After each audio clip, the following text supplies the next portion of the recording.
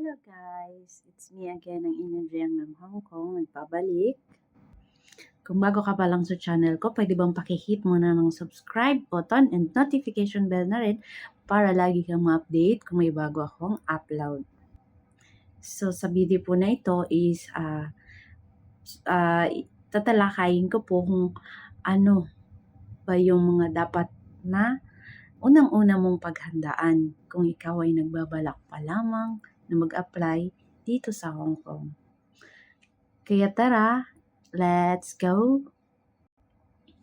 So, ayun na nga po, kung ikaw ay may plano in the future na mag-apply po dito sa Hong Kong, much better po na ngayon pa lang is alamin mo na yung mga kailangan mong ihanda or paghandaan sa pag-a-apply dito sa Hong Kong.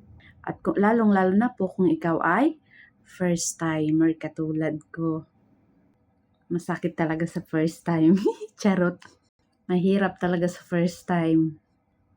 So, ayun na nga, kung ikaw ay first timer na mag-a-apply overseas or abroad, kailangan mo ng passport. Lalo na kung dito ka sa Hong Kong mag-a-apply. Kasi once na mag-a-apply ka sa agency, hahanapin sa iyo ang passport. And ang pag-a-apply po dito sa Hong Kong is hindi po free katulad sa Middle East. Shoulder mo po lahat ng magagastos mo. Kaya hindi lang kailangan katawan ang handa, kailangan handa din po ang ating bulsa. Ang tip ko lamang po sa inyo is wag po kayo magmadali. Unahin ang passport, then pag-aralan kung saan po kayo mapapabilis and less gastos. Sa mga susunod ko pong video is tatalakayin ko po yung i-share ko po yung naging experience ko sa pag-a-apply ko and magkano po yung nagastos ko. So ayun na nga po, after ng passport, syempre kailangan lalong-lalo na dito sa Hong Kong is kailangan alam mo ang basic English, basic communication in English. Kailangan nakakasagot ka or naiintindihan mo yung mga basic English na itatanong sa iyo in case na mag-apply ka na. Bali dalawang interview yung pagdadaanan mo bago ka makakuha ng employer. Yung tinatawag na lang broker's interview or yung agency po dito sa Hong Kong, i-interviewin ka. And take note po, may mga bumabagsak din po. And pag nakapasa ka po sa broker's interview, interviewin ka din po ng magiging employer mo. So, kailangan po, and mahalaga po talaga na medyo may alam ka po sa basic English. Kahit po yan English Carabao, maiintindihan po nila yan. And yung sa broker's interview po is English din po yun. Swerte mo na lang po kung may Filipino staff na mag-i-interview sa iyo. And second po is ang basic Chinese cooking. Mahalaga po na alam din po ninyo yung mga basic na pagkain ng mga Chinese. Pwede po kayong manood ng mga Chinese, anong tawag dito? Yung mga Chinese vlogger na nagko-content ng mga Chinese dishes po. Marami po niyan sa YouTube. Bali ako po, doon lang din po ako umaasa kay Maring YouTube kapag ka nagpapaluto si Amo. And mahalaga po na medyo may knowledge din po tayo sa mga Chinese dishes kasi po minsan nagtatanong din si Amo, si employer, pag in-interview ka, kung ano yung, kung may alam ka sa mga basic Chinese. Mas mabilis ka pong basic Chinese dishes, mas mabilis ka pong ma-hire kung medyo may alam ka po. And ipahabol ko po dun po sa basic English at take note po, mas mabilis ka rin pong ma-hire kung okay yung pakikipag-communicate mo po sa kay employer na mag-i-interview sa'yo. Bali, isa din po yun sa qualifications nila. And i-share ko po yung basic Chinese dishes po is simple lang naman yung mga stir-fry vegetables, yung mga gulay na gisa-gisa lang, steamed fish, mahilig po sila dito sa mga steam. And sa rice naman is fried rice. Kung hindi plain rice is fried rice. And pangatlo po is ihanda ang inyong mga binti sa mahabang lakarin. Kasi po dito, mahilig maglakad ang mga tao. Sobrang haba po ng nilalakad dito.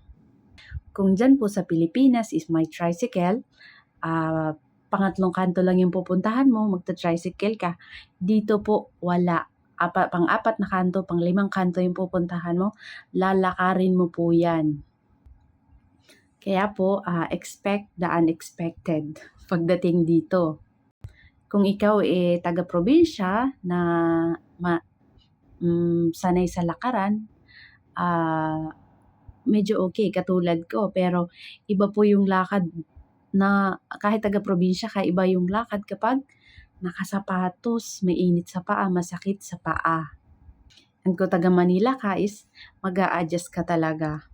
Although may mga taxi naman po dito, pero napakamahal po ng bayad. And katulad po dyan sa Pinas, meron din pong mga nananaga, tawag nila, nananaga ng pamasahe, sa presyo ng pamasahe. Lalo na kung alam po nila na ikaw ay bago-bago lang dito. Ganon din po dyan, yung mga taxi driver din po dito is paikot-ikutin ka pa ng way para sabihin na malayo po yung destination mo, singilin ka nila ng mataas.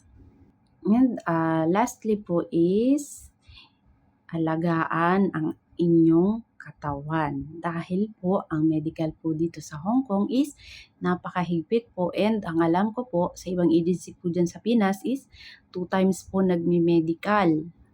Yung tinatawag po nila na pre-med and final med po kapag pa-flight ka na. And pagdating po dito sa Hong Kong, bago ka po i-deploy kay employer, i-medical ka muna ni agency po dito. So, kailangan po talagang tayo ay malusog kasi sayang naman po yung gastos natin kung halimbawa may employer ka na and sa medical ka, babagsak. Meron po mga case niya na pagdating po dito sa Hong Kong is napauwi dahil bagsak po sa medical dito sa Hong Kong. So, sobrang sayang po yung nagastos, yung pagod, and hindi po biro yung pag-a-apply, yung mga pagdadaanan po na proseso. Sayang po kung ganun-ganun lang is mawawala. So, kailangan po alagaan po, kahit po yan next year ka pa mag-a-apply, alagaan mo na yung katawan mo. Iwasan yung mga maaalat, mga sobrang matatamis, and pinaka po talaga is medyo bawas-bawasan muna yung pagkain. Kung halimbawa nasa Manila ka, iwas-iwasan po muna yung pagkain ng street foods kasi dyan maraming bumabagsak dahil nagkakaroon ng blood infection. Sabi nila dahil daw sa sausawan. Healthy naman po, okay naman yung ibang result na medical niya. Pagdating sa blood, ayun, nagkaroon ng blood infection. Kasi mahilig sa street food. Kaya ngayon pa lang, manatili kang malusog, alagaan ang sarili, and always pray. Kasi prayer is the most powerful weapon natin. And pagdating po dito is kailangan po na tayo ay healthy and malakas ang ating katawan dahil iba po dito, kahit maliliit po yung bahay ni amo, ni employer, maliliit lang po, kondo lang ang mga bahay dito, pero ang trabaho po is non-stop. Lalo na kung makakuha ka ng amo na medyo perfectionist, halos para ka din nasa Middle East. So, kailangan handa po ang ating katawan sa mahabang oras ng pagtatrabaho. Although hindi naman po yung sobrang bibigat na magbubuhat o ano. Bali, ang ginagawa lang naman po dito is punas-punas and kuti-kuting-ting lang kung ano yung makukuting-ting mo. Bali, para sa akin is madali lang naman. Kaso, ang mapagod lang, ang nakakapagod lang is maghapon kang nakatayo. Lalo na kung may alaga kang bata. Kaya kailangan malakas, malusog ang ating katawan dahil pagdating po dito sa Hong Kong is yan po ang ating puhunan. And pagdating po dito, hindi ka naman po dito masyadong ma-homesick. Ma-homesick ka man po, pero hindi ganun kalala. Hindi tulad po sa Middle East. Kasi po dito is weekly po ang day off. Hindi ka man bigyan ng linggo, sa loob ng isang linggo is bibigyan ka nila ng kahit isang araw, Lunes, Martes, Miyerkules, Huwebes, or kahit basta isang araw po ang ibibigay sa iyo na day off. Kaya mas okay kung bibigyan ka nila ng every Sunday kasi tuwing Sunday dito po ay sinasakop ng mga Pinay ang Hong Kong. Kahit saan ka magpunta, makakakita ka ng grupo ng mga Pinay. Kaya hindi ka malulungkot, hindi ka ma-homesick, hindi mo maiisip na malayo ka sa Pinas. Kasi maraming Pinay po dito. Pag Sunday is para ka lang nasa Divisoria. Parang nasa palengke sa sobrang ingay ng mga Pinay. And yun lang. Kung nagustuhan mo tong video ko at natapos mo, please hit the subscribe button and paki-like na rin po and hit the notification bell para ma-update ka kung may bago po akong upload. And sa mga susunod ko pong video is isi-share ko po sa inyo yung naging step by step process ko and paano ako nakarating po dito sa Hong Kong. So yun lang, and laban lang po kung may pangarap. Sabi nga, kung may pangarap, always think positive and samahan po ng kilos at galaw yung pangarap, hindi pangarap lang. Para sa pamilya.